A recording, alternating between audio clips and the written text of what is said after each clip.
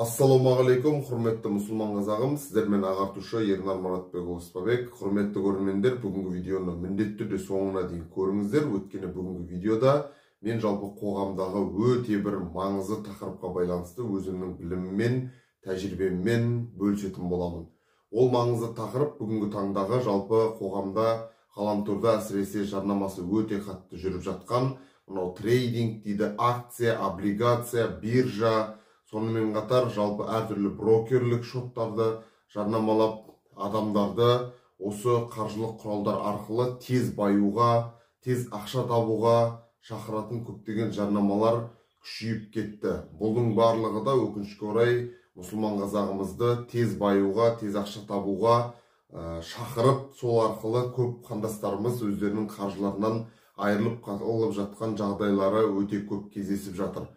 Осыған орай мен жалпы өзімнің кәсіптегі тәжірибеме сүйене отырып, және шетелді аралап келіп, сол жақтың қаржы саласын зерттеп келген адам ретінде, сонымен қатар жалпы экономикаға байланысты бірнеше өте маңызды видео сабақтарды шетелдік аударған автор ретінде өзімнің біліммен, тәжірибеммен бөліссем деп отырмын. Ендеше бастайық, және онымен осы тарихпен байланыстан бастасам деп отырмын. Сол себепті видеоның тақырыбы жалпы қазақ хандығында биржа болған ба, және ол қалай жұмыс істеген деген тақырыпты алып отырмыз. Ендеше соған тоқталайық. Жалпы тарихқа үңілмес бұрын негізінен биржа деген не, соған кішкене тоқтала кетейік. Жалпы биржа деген бұл қарапайым қазақ тілімен түсіндіргенде бұл базар деген сөз. Яғни биржа, базар, ал ол жерде сатылып жатқан акциялар ол кәдімгі тауарлар. Бұны ең қарапайым тілде біз қазір тарихпен байланысып түсіндіретін болғандықтан мен сіздерге қарапайым ғана түсіндіре кетейін.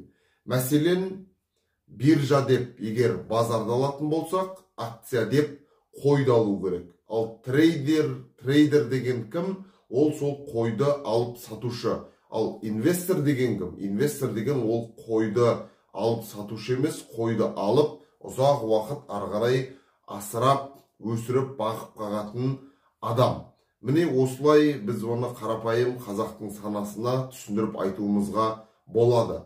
Ал енді жалпы дейтрейдинг дейді, облигация, акция, осылардың айырмашылықтарын нақты қандай дейтін болсақ, жалпы жаңа айтып өткенімдей инвестор ұзақ мерзімде ол акцияны ұстайтын адам, ал трейдер ол кәдімгі ағылшын тілінен алғанда, аударғанда ол саудагер деген мағынаны білдіреді. Бұны өкінішке орай бүгінгі таңда ғаламторда көптеген біздің мұсылман қазағымыздың ішінен шыққан қандастарымыз бір шетелден алып келіп, оны бір өте керемет бір жаңашылдық сияқты қылып адамдарға түсіндіріп жатыр. Сол арқылы көптеген курстар сатып, онымен өздері ақша тауып, бірақ халық онымен ақша таппай, ақыр соңында бұған деген сенімсіздік орын алып, осындай былайша айтқанда өте көп түсініспеушіліктер орын алып жатыр.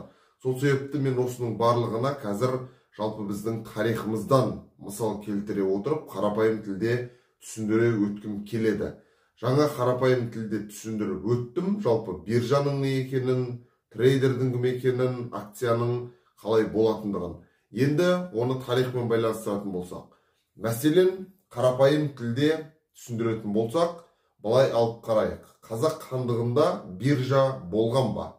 Иә, биржа болған, бірақ ол қазіргідей құнды қағаз, электронды түрде, акция түрінде емес, бірақ дегенмен соның нақты бір формасы болған.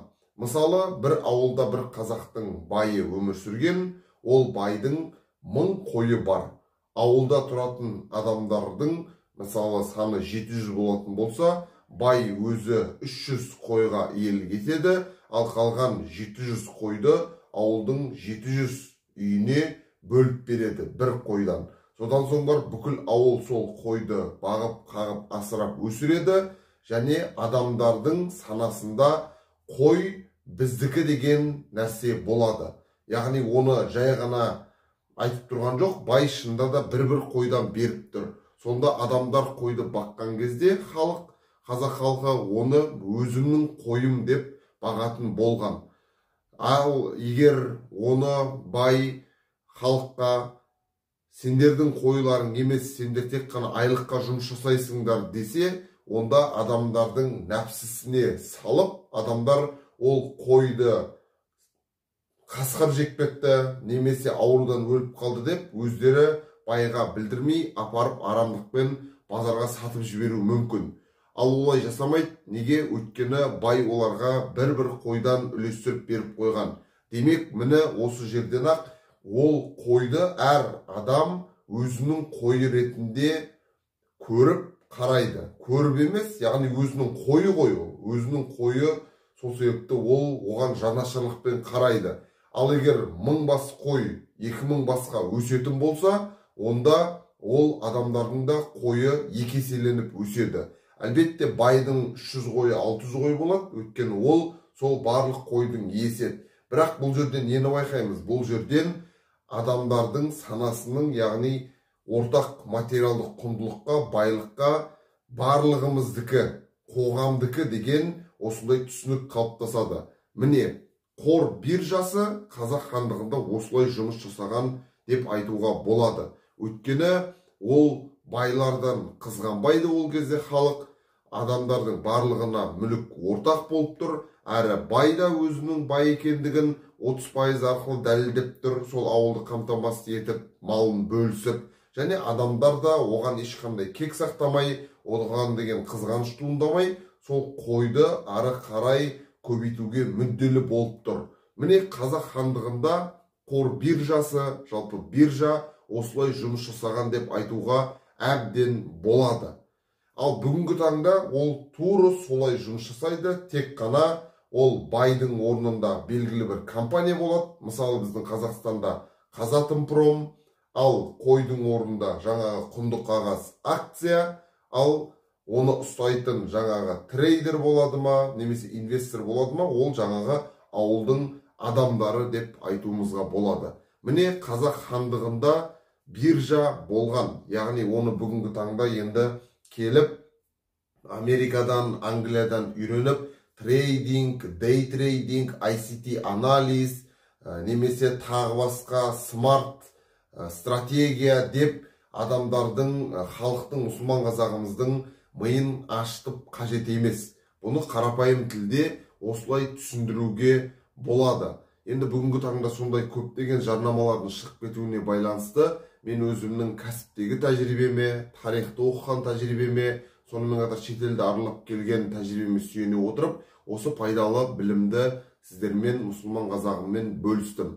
Егер видео ұнаған болса, видеоға лүпіл басыңыздар, астына сұрақтарыңызды қойыңыздар, және де видеоны көп мұсылман қазағымыз көру үшін, қаржылай сауатты болу үшін барынша бөлісе кетуді ұмытпаңыздар. Мен осы саладағы өзімнің тәжірибеммен, біліммен, жалпы қаржы саласындағы өзімнің білім тәжірибеммен алда уақытта бөлісетін боламын.